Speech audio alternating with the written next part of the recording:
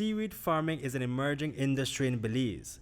The marine algae, which presents itself in several shades such as red, brown, and green, is considered an ideal food source for coastal communities. That's because it is rich in sodium, calcium, and potassium, among other macronutrients. Its uses vary. A 2018 research from the Food and Agriculture Organization of the United Nations says that more than 200 species of seaweed are of commercial value. The report says that 10 of those species are intensively cultivated. Globally, the seaweed industry is worth more than $6 billion US, with 85% of the industry comprised of food products for human consumption. Seaweed has huge potential in the global market. The customers all over the world are now more interested in eating in a healthy manner, and the nutritional value of seaweed has been considered as super important. Therefore, there is a lot more people that are interested in trying to eat the seaweed, and for conscientious, for nutritional value, but also because it's because of the reputation of seaweed. For other personal reasons, it's an interesting product that people like to try. In Belize, seaweed farming has commenced, and the Belize Trade and Investment Development Service BELTRAIDE is making major moves to encourage producers, attract investors, and stimulate the industry. Further steps are taken with the launch of the Belize Seaweed Mariculture Project, a grant initiative made possible through the collaborative work of BELTRAIDE, the Nature Conservancy Belize, and Compete Caribbean. Today, basically what happens means that the project is ready to go. In terms of identification of the funding and all of that, it means that now we can proceed with a plan that we had in place in terms of increasing the number, not only the number of farmers, but the seaweed production. That's one of the main things that you have to look at. Through the development of sustainable seaweed farming, the project is designed to support the increased fisheries productivity, enhance the industry's competitiveness, and maintaining quality products. We often think, seaweed is only seaweed drink. It's, it's to put it back. No, it's beyond that. It's cosmetics, it's soaps, it's all different spa treatment, and that's what we want to ensure that, we see what has the best value at this juncture and would require the least input at this point, because we don't have the millions of dollars to invest, but what we can ensure is that the quality is there. Formed in 1962 as a fishing group, the Placentia Producers Cooperative in 2009 turned to mariculture, specifically seaweed farming, due to depleting fish stocks. The group has two sites, one off Little Water Key and the other off Hatchet Key.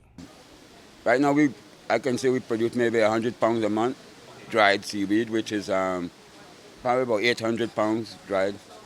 And that is cultivated, and then what is done with the seaweed? We usually rinse it in fresh water, then we put it out to dry, and then we sell it locally for a food source.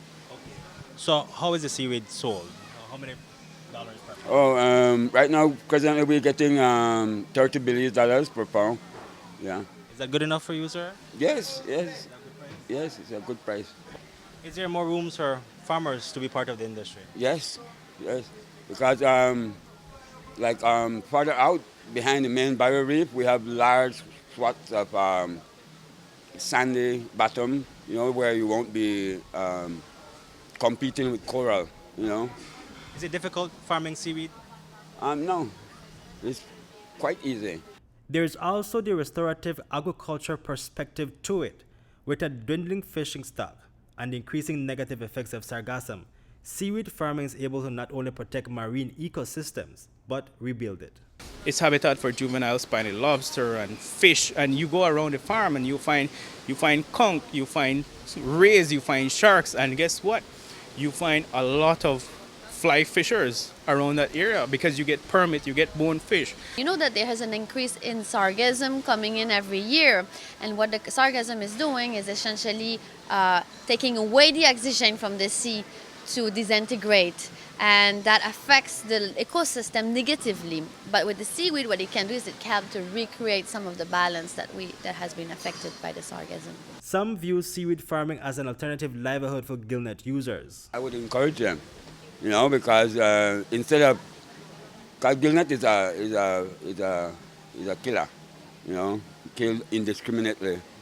While seaweed farming is actually contributing something back to the environment. I would caution against using alternative at this point because we're not at that stage where we have the big international market to support it financially as an alternative.